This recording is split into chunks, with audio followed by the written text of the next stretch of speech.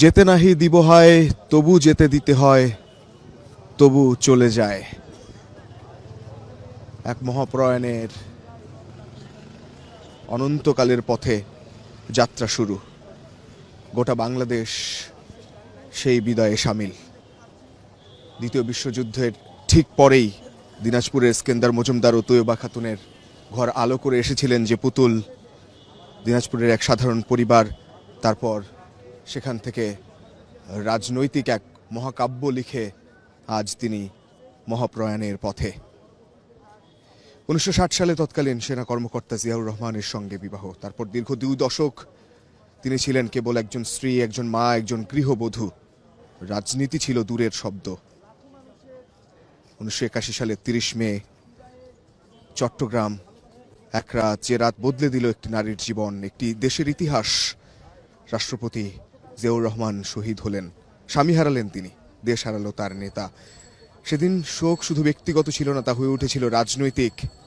এবং তারপর 1982 সাল বিএনপির ভাইস চেয়ারম্যান, 1984 সালে দলের চেয়ারপারসন, একজন গৃহবধূ হাঁটলেন রাজনীতির কঠিন পথে।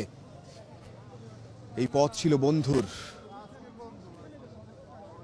2025 বছরের শেষ দিন, কুয়াশা মোড়ানো এক সকালে তিনি পথ হেঁটেছেন আবারও। 1990 গণঅভ্যুত্থান, স্বৈরাচারের পতন, এই আন্দোলনের কেন্দ্রে থেকেই একজন নারী, বাংলাদেশের প্রথম প্রধানমন্ত্রী যিনি, নারী প্রধানমন্ত্রী যিনি প্রথম, তিনি কতটা পথ পাড়ি দিয়েছেন। শেষ সময়ে, জুলাই পরবর্তী সময়ে জাতির উদ্দেশ্যে তিনি শেষ যখন কথা বললেন, প্রতিহিংসা, প্রতিশোধ আর ধ্বংসের রাজনীতি বাদ দিয়ে ভালোবাসা, শান্তি আর জ্ঞানভিত্তিক দেশ গড়ার বার্তা দিয়েছিলেন তিনি। বেগম খালেদা জিয়ার গল্প কেবল একটি রাজনৈতিক জীবনী নয়, নীরবতা থেকে উচ্চারণে আসার গল্প। তিনি শুরু করেছিলেন একটি সংসার থেকে, আর শেষ পর্যন্ত নিজেকে লিখেছেন রাষ্ট্রের ইতিহাসে। এই গল্প কেবল তার নয়, এই গল্প গোটা বাংলাদেশের।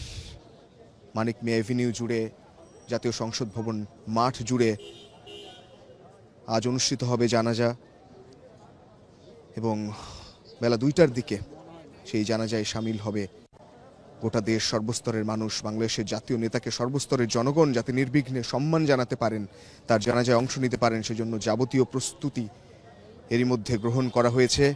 এবং এভার কেয়ারের সামনে থেকে লাল সবুজের পতাকায় মোড়ানো তার মৃতদেহ এই মুহূর্তে গুলশানের পথে।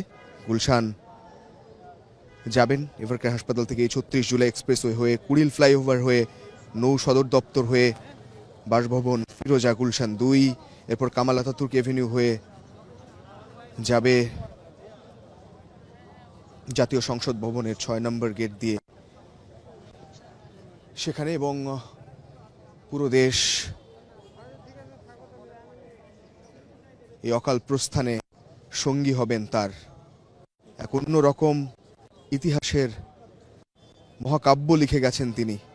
সেই মহাকাব্যের শেষ পাতা, শেষ মুহূর্ত, নক্ষত্রেরও একদিন বিদায় হয়।